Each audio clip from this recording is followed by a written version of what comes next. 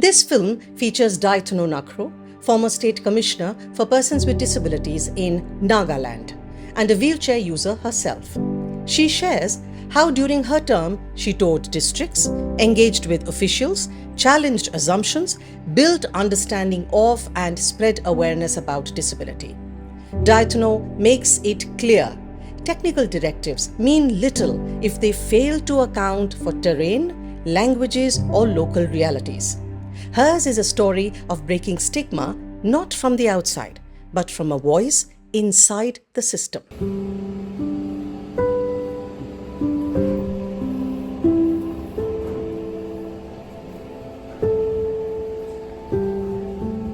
For a very long time, awareness was very, very poor among the, general public as a whole, the government sector, the private sector, even among the disabled community themselves also, So, disability awareness is something that we have taken up very strongly as a disability commissioner, of the state also. That has been one of my one of the priority programs that I carried out all across the state.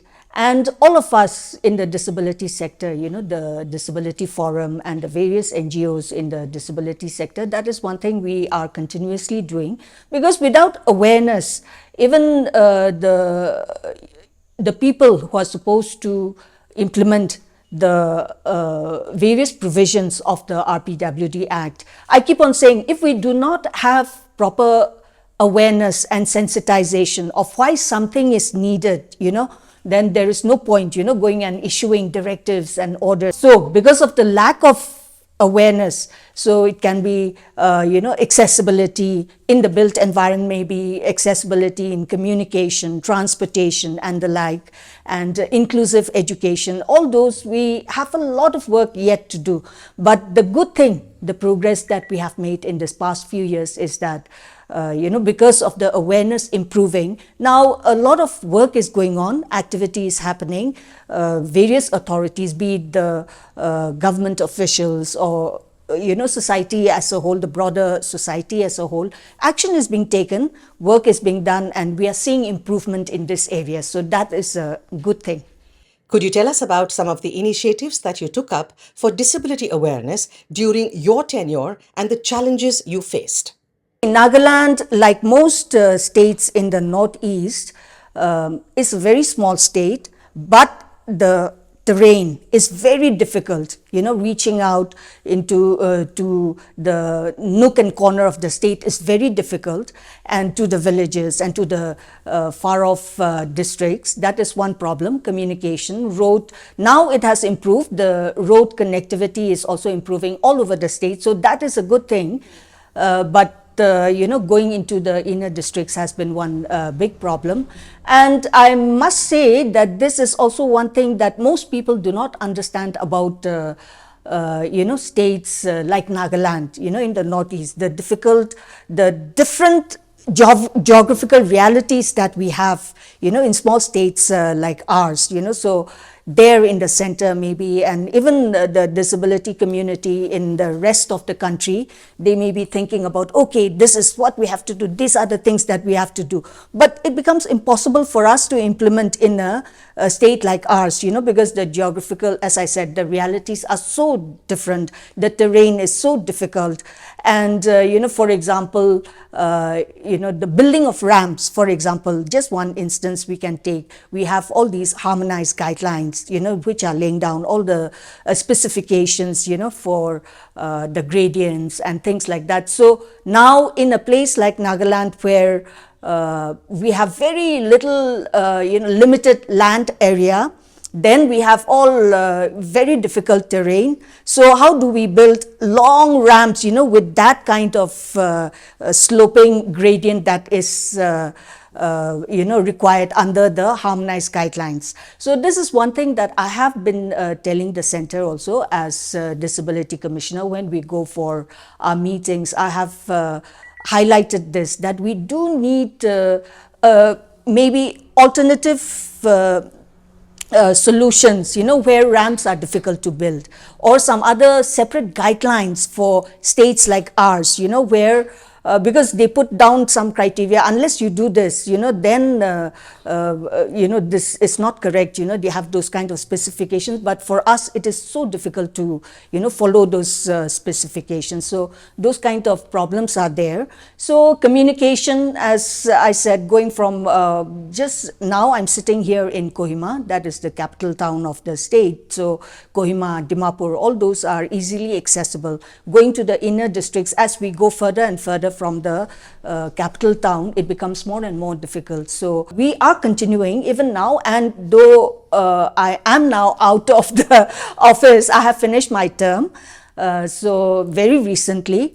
So, but I will be continuing the work, and we did, during my term, we did the district tours to all the districts, to talk to the district officials, the officers there, to sensitize them on the work that they must do at the district level.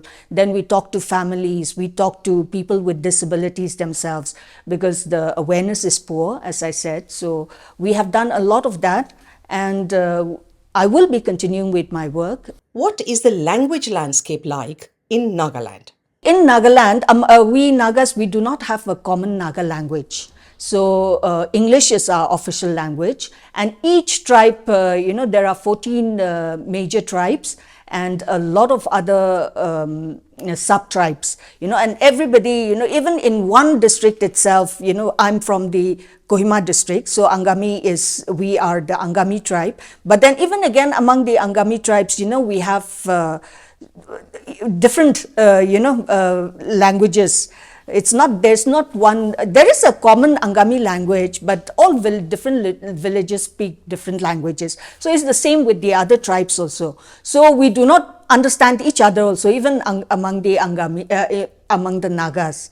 So for the educated class, there is English, but it's not that everybody has had formal education also. So English also, in some quarters, it becomes difficult. Then we have one Creole language that is called Nagamese. That is kind of a mixture of Assamese and Naga, and even Naga languages, and even Hindi also, for that matter. It's all a combination of everything. So that becomes like a common language that we, speak among ourselves.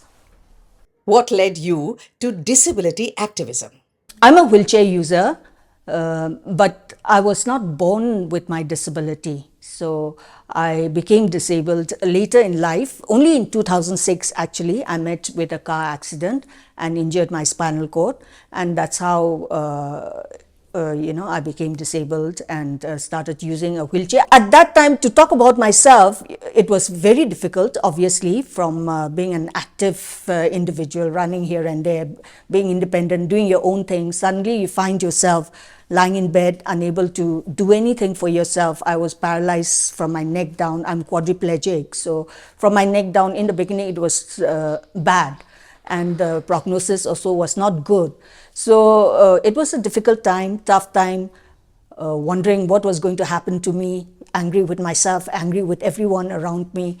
But then somehow I did my rehabilitation in Delhi. So for nearly a year, I was away from home, undergoing all these, first of all, some treatment, and then the rehabilitation process and things like that. So by the time I reached home, I had accepted my situation. It was difficult, but I said, okay, fine. There's no point crying over spilt milk, so to speak. You move on from there. So actually, it would sound strange, but by the time I reached home, I was kind of excited, even to start this new chapter.